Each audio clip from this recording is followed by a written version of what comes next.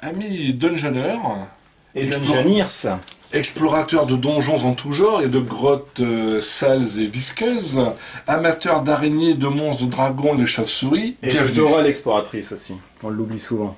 Ah oui, Ah oui, quand même. exactement. On connaît un peu... Bienvenue sur notre chaîne. Aujourd'hui, nous allons vous montrer un jeu qui s'appelle Boss Monster, qui est sorti sur Kickstarter à la base, qui est Ouais, disponible ça a en été boutique, financé par ça. qui vaut dans les 29 euros. 29-30 euros. Alors, vous le trouvez entre 20... Allez, 25 et 30. 25 et 30. 25 et 30. 25 et 30. La société s'appelle Brotherize Games. Donc, c'est un jeu en anglais. Donc, Oui. si vous êtes anglophone, ben, vous pouvez toujours nous suivre, mais à mon avis, ça va pas vous plaire. Anglophobe. Aussi. Donc, nous avons à votre droite la première boîte qui est sortie, avec l'extension qui est dedans.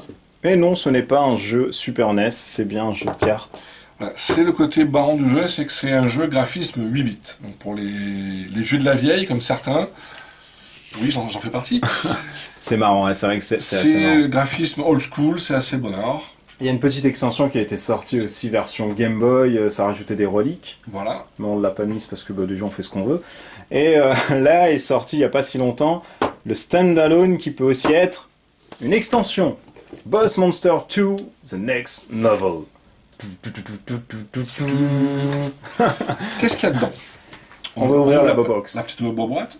Déjà il y a du carton. Ah, c'est dur à ouvrir. Non. Ah. Nous avons un Quick Start Guide qui vous sert donc à setuper comme rapidement Hop, voilà. avec tout le verso. Toc. Un livre de règles au format de la boîte, il n'y a pas de N'est-ce pas? et surtout, toujours pareil, le graphisme 8 bits, les ça. textes.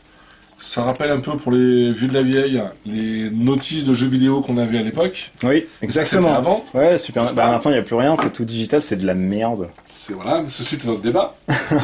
C'est vraiment de la merde. Non, c'est de la merde. Il faut le C'est de dire, la- monsieur. Il faut le dire. Il faut le dire. Il faut le dire, monsieur. Nous avons ensuite deux styles de cartes. Trois Bon. styles de cartes. Ouais, deux, si. Ouais, t'as trois styles. Alors on va dire. Il y a Room Deck à droite, Epic Hero à gauche, C'est ça. Et dans les Epic Hero, tu as les boss, les boss. les boss, Car en fait, vous allez affronter les et spell cards. aussi les Ouais, sorts. donc il y a plusieurs. Oh, il y a plusieurs trucs. Mon Dieu, cette vidéo n'est pas préparée. C'est carrément. Montre un peu des cartes de monstres. Alors ça en fait, donc il vous l'a dit Seb, mais vite fait, en fait on va jouer un boss. Donc il y a un gros boss parmi les nouveaux boss qui sont là. Donc on a le Doc Scarecrow, on a Belladonna, Torix Uscali qui ressemble à un Pokémon, on a Killa qui ressemble à Donkey, Shelda un troll, Smoke un gros dragon, Kazana c'est un génie, Docteur Tim Bender, c'est peut-être... Comment il s'appelle là, le docteur dans Megaman? Parce qu'il ressemble un peu à ça là. Ouais. Docteur oui, je sais plus. Nicolius machin, Porcus. Et ça c'est le meilleur, c'est parce qu'il ressemble à Sephiroth. C'est carrément ça. En plus c'est donc un One Winged Demon. Eh ben Et oui. Eclipse. Donc ça c'est les boss que vous allez pouvoir jouer. C'est Alors, tiré en fait, aléatoirement. Le jeu, là où il se diversifie des autres jeux, en général, on joue des gentils héros qui vont aller dans un donjon contrôlé par un boss pour mettre des baffes. Là, c'est l'inverse. Ouais. Vous jouez un maître du donjon, en général, donc un dragon, un sorcier, voilà. Vous allez construire votre donjon avec des pièges, C'est ça. Qui sont là. et donc vous allez vous prendre de temps en temps des héros qui viennent piller vos trésors. Exactement. Donc, le but du jeu, c'est de construire un donjon avec des salles et des pièges et des monstres Le Deadliest Dungeon. qui vont en fait Le vous plus haut. permettre de tuer des héros. Et plus vous tuez des héros, plus vous avez de points. C'est ça. Alors, un donjon, hein, je fais encore n'importe quoi, mais c'est normal. Ah bah. Voilà, c'est du direct. Un donjon, c'est jusqu'à 5 salles. Ok? Donc, top. Et ce qu'on voit ici, on voit pas. C'est formidable parce que je suis en train de mettre des cartes et on les voit pas. Donc, je vais juste dézoomer un tout petit peu. Oups, c'est du direct. C'est du formidable. Donc là, hop, vous avez votre donjon. On va le mettre au-dessus, en fait, ça va être mieux. On enlève cette boîtasse. Tac. On va faire Ouais, ça comme ça. Donc il y a 5 types de Ça comme cartes. ça, et ça comme ça. Donc voilà, là vous avez votre donjon avec le boss à la fin. Tac, le boss arrive tout le temps à la fin. Ce qui fait que quand les petits héros vont venir, plop, plop, plop, plop, plop, plop, ils vont venir ici. Et s'il leur reste des points de dégâts, ils les infligent au monstre, et s'il n'y a plus de points de dégâts, vous les prenez en tant que trophée. Et vous les comptez par rapport à ce petit symbole. Donc là, c'est un point de trophée. Celui qui arrive à avoir 10 points de trophée, il me semble, de mémoire, je crois que c'est. Sachant que pour vous aider, donc, hormis les pièges que vous possédez, et vos salles de pièges, vous pouvez aussi avoir des cartes de sort qui vous permettent de faire des effets. Ça peut être, je regarde la main de mon adversaire, je lui prends une salle, je lance une boule de feu magique, je lance une super boule de feu. Et je lance rien du tout. J'inverse en fait une salle avec une autre, je transforme une salle en un cadeau, enfin tout un tas d'effets de sorts qui vous aident en fait à vous protéger contre ces gentils héros. Les héros qui sont de plusieurs types, nous avons, suivant leur icône, si c'est un voleur... Si alors il y a voleur, guerrier, alors ça c'est du voleur parce qu'il y a un trésor dessus, il y a la petite icône. Ça c'est un mage, il y a un petit livret bleu ici. Hop. Le fighter ou le barbarian ou je crois. Ouais, alors je vais y revenir parce qu'il y a des nouveaux héros en fait, il y a des héros démoniques dans cette extension, ce qu'il n'y avait pas dans le jeu de base. Donc ça c'est le petit fighter. Là on a le barbarian, c'est les premiers qui ont l'appellation Dark Heroes. Hop, je vais faire un focus dessus. Alors, pourquoi tu fais pas focus? Voilà. Et le Dark Hero, ils ont tout le temps en fait un petit truc en plus. C'est une fois par tour. N'importe quel opposant peut discard une room avec un glaive pour donner à ce héros plus 3. Donc c'est pour faire chier les autres mecs dans le donjon. Et ça c'est typiquement les nouveaux héros qui sont sortis. Qui sont des 4 types en fait, clergé, mage, voleur et barbare. Et les Dark Heroes, on peut défausser à n'importe quel moment une carte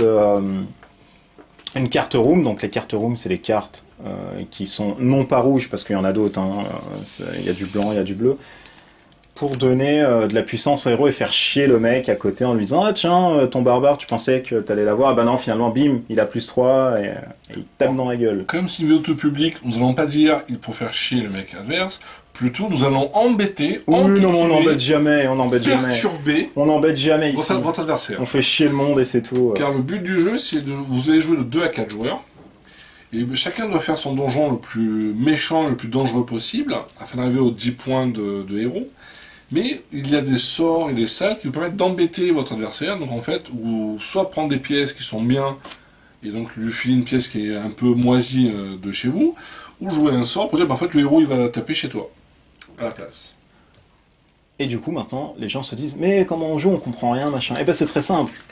Alors je l'ai dit, les points de victoire, ce sont les petits héros que vous allez prendre. Une fois qu'il n'y a plus de petits héros dans la pile, une pile que vous avez constituée par rapport au nombre de joueurs, qui est ici, donc là par exemple si vous êtes 4 joueurs vous allez mettre cette carte, si vous êtes moins vous allez mettre la carte à 2, etc.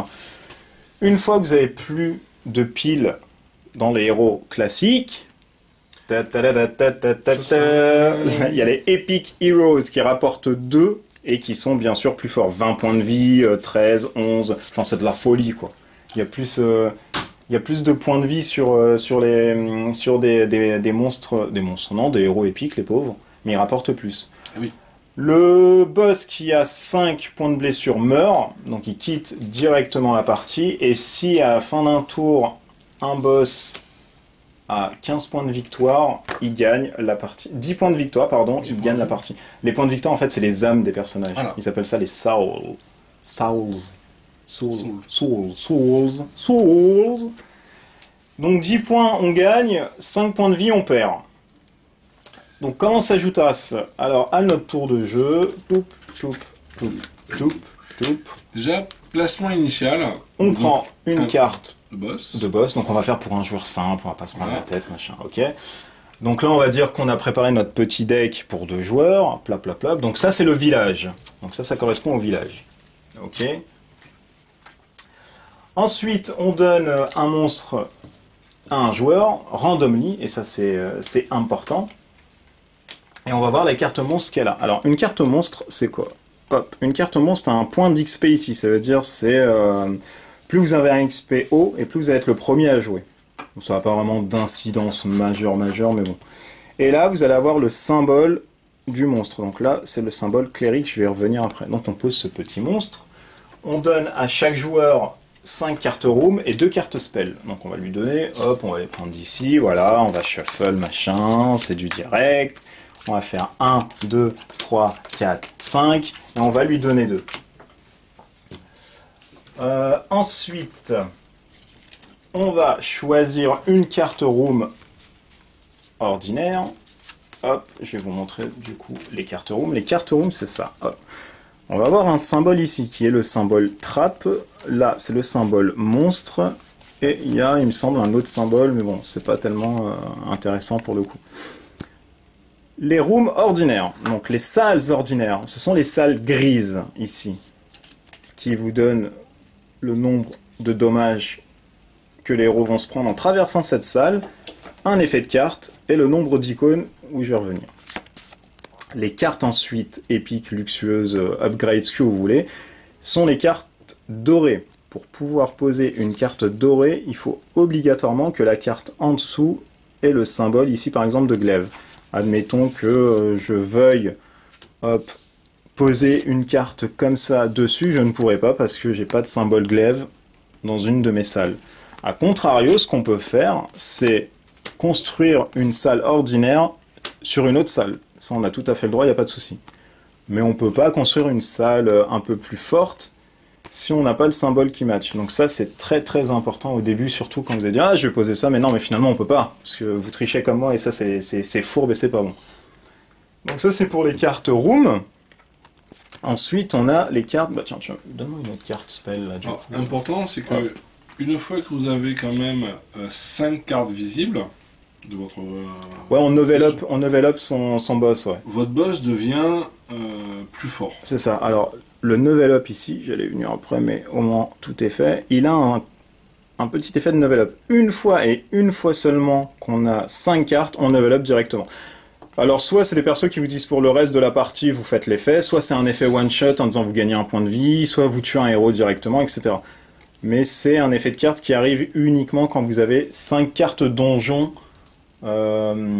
sur la table. Ensuite, on level up par rapport aux XP sur la table. Lui, il a 375 XP. Si par exemple, ça avait un perso de 1000, c'est lui qui commencera à level up, ensuite je level up, etc. Donc ça, c'est pour le level up. Ensuite, on a les cartes spell qui ont un petit icône ici. Alors les petites icônes ici, vous pouvez les jouer en fait. Il y a un marteau et une hache. La hache dit simplement que cette carte peut jouer uniquement durant la phase d'aventure. Et uniquement sur la phase d'aventure. Et le petit marteau ici dit que cette carte peut être jouée uniquement pendant la phase de construction. Un tour de jeu, c'est d'abord on commence par la phase de construction. Sachant que n'oubliez pas qu'il y a aussi sur les cartes, il peut y avoir petit marteau, petite hache, ou bien... Ou les deux, ouais, carrément. Alors quand c'est les deux, bah, vous jouez ça à n'importe quelle phase, il n'y a pas de souci. Par contre, quand c'est marteau, c'est uniquement dans la phase de construction. Et quand c'est l'aventure, la hache, pardon, c'est la phase d'aventure. Les sorts se résolvent pareil par rapport à la phase d'XP. Donc si moi j'ai un XP supérieur, je jouerai d'abord mes cartes avant que les autres jouent. Oui, c'est ça. Et même pour le contre-sort. Si je te lance un sort, avant de faire mon effet, tu peux contrer mon sort si tu as un XP plus haut en fait que le mien. Oui. Donc ça c'est important. Bon, après l'interaction, je vous avouerai, des spells, machin, on n'a pas des masses au cours d'une partie, c'est pas fou. Donc une fois qu'on a placé le petit monstre qu'on a tiré, ces machins, on choisit ensuite... alors avant de choisir, chose très importante, je ne l'ai même pas dit, on discarde 2 cartes parmi notre main en fait de départ. Donc ça peut être 2 spells, ça peut être 2 rooms, machin. Donc on va dire on s'en fout, ça on va discard. Et on va discard aussi ça parce que voilà, on l'a en double, machin. Alors ça fait partie... Hop, hop, ici. Et moi, je commence ma main avec 5 cartes, toujours 5 cartes. 5 ou 6 6 cartes. Et tu m'en donnes des plus. On avait 8. C'est toi qui t'as... C'est toi qui as triché encore. J'ai encore triché. Bah, tu vois, on va enlever un spell.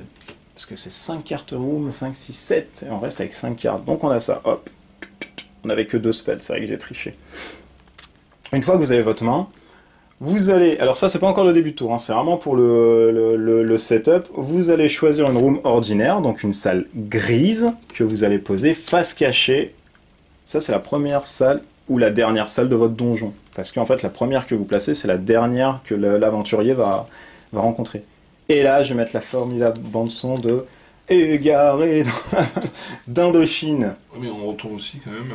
Non, ça c'est au début du tour, c'est pas maintenant. Là, on n'a pas commencé le tour, là c'est le setup. Tu es en train de brouiller les gens. Excuse-moi. Et là, tout le monde est en train de huer, de crier, de vomir leur céréales qu'ils étaient en train de manger chez eux, ou carrément d'avoir fermé l'icône depuis longtemps. Donc du coup, là, on place ça face cachée. Ensuite, une fois que tous les joueurs ont placé une carte face cachée, on résout simultanément la carte, on la révèle, et on fait ensuite l'effet de la carte s'il y en a un. Une fois que tout a été joué, là on commence notre début de tour. Donc quand on commence notre début de tour, on révèle 2 héros pour une partie à 2 joueurs, 3 pour une partie à 3 joueurs et 4 pour une partie à 4 joueurs. Les héros, comme je vous l'ai dit, ils ont un petit symbole, hop, qui sont là, le nombre de points de vie et la petite goutte de sang, ici, là. Combien de blessures ils vont infliger au boss. Donc ça, je pense, c'est clair, c'est vraiment pas simple. Alors, on ne révèle pas des mecs épiques tant que la pile ordinaire des héros n'est pas finie. Donc ça, c'est obligatoire. Cette phase-là où son héros s'appelle la ville. C'est ça. Donc là, c'est les villageois qui arrivent. Bonjour, on a entendu qu'il y avait un mal qui se propageait dans la contrée. On arrive, qu'est-ce qui se passe? On va poutrer. Donc ça, c'est un peu le village. Alors, ensuite, une fois que le village est mis, on pioche une carte room. Donc on aura toujours un maximum de 5 cartes dans la main. Logiquement. Et ensuite, on arrive à la phase de Le bait, donc d'appât. Construction, la build phase. Build phase? Oui, build phase. Oui, c'est build phase. Dans l'ordre des XP, ok, donc du plus grand au plus petit, chacun va placer une carte ordinaire à la gauche de son donjon. Donc voilà, là, ça va être ensuite un petit donjon que vous allez construire, etc. Alors, soit, comme je vous l'ai dit, on peut construire comme ça, on peut construire au-dessus, ou alors on peut dire non, je m'en fous, je construis pas, rien à foutre, j'ai pas envie. Ou bien tu ne peux pas construire. Oui, ou bien tu ne peux pas construire parce que tu n'as pas les cartes adéquates. Et du coup, tu te dis, mes maçons aujourd'hui portugais ne peuvent pas construire, c'est pas possible. Ils sont en grève. Votre donjon, on le rappelle, il peut avoir que 5 cartes maximum. Ça, c'est pas compté comme une carte. Si des personnes encore diraient, oui, mais quand même, ça, c'est une carte. Non, non, ça, c'est pas une carte donjon. C'est le boss directement, il compte pas pour les 5. Et à la fin de la build phase, tous les mecs, simultanément, ils révèlent leur carte. Donc du coup, c'était comme ça, on va dire ça, on est comme ça. Ah, vous avez fini? Oui, on a fini, on aimerait bien jouer quand même. Ah d'accord, bah voilà, on simultanément... Attends, tu es spécial mage, toi. Simultanément, j'ai pris ça au hasard. Simultanément, on révèle, et puis dans l'ordre des XP... on résout, machin. Ensuite, on a le bait phase. Ce qu'ils appellent le bait phase, c'est quand les villageois vont dire « Ah tiens, ce château pue un peu la merde, on va aller voir. Ça sent un peu le roussi. » Et comment le villageois se déplace dans votre donjon? Donc on va prendre par exemple le mage. Le mage, il va aller dans le donjon où il n'y a plus de symbole de mage. C'est-à-dire que là, j'en ai 3. Si Seb à côté aurait un château de 2, il viendrait directement à l'entrée de mon donjon. Il se positionnerait ici. Mais qu'est-ce qui se passe si on a une égalité? Vous me direz... Il reste en ville.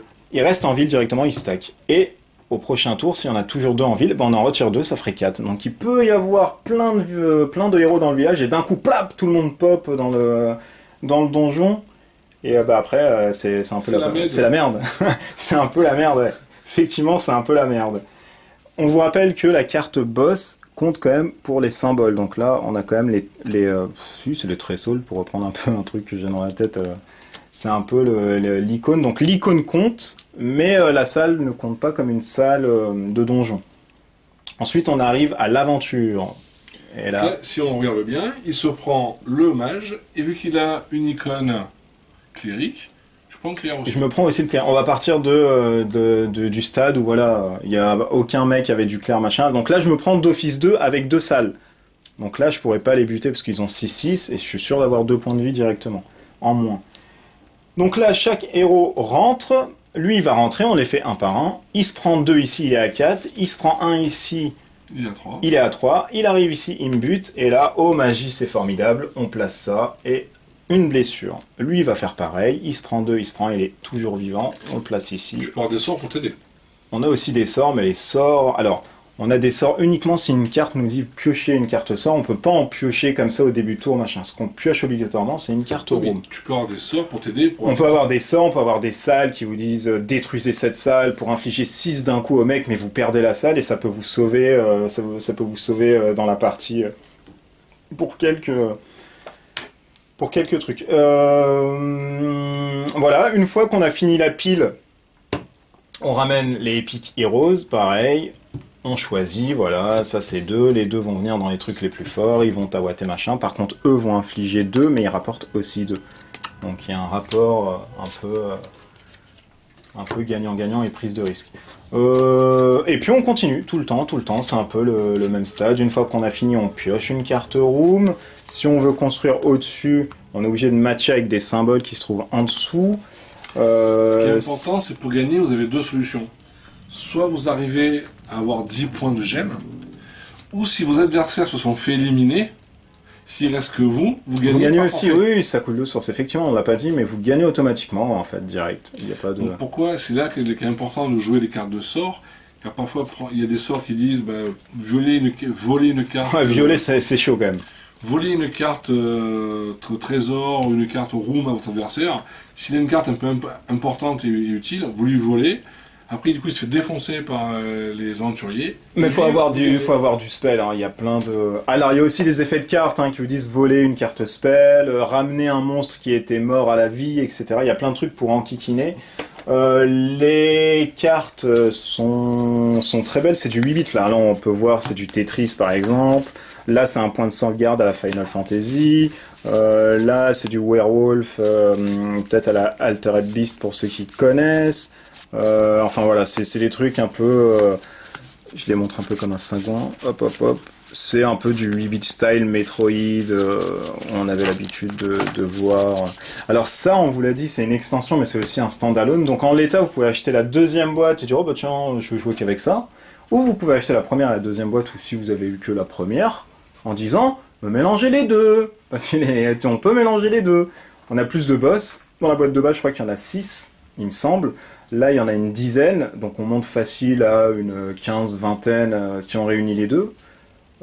Ça change un peu le gameplay, c'est juste au niveau du level up, mais bon, il y en a certains, c'est gagner un point de vie, où toutes vos salles font plus 1, plus 1. Et puis voilà, donc ça c'est pour Boss Monster 2.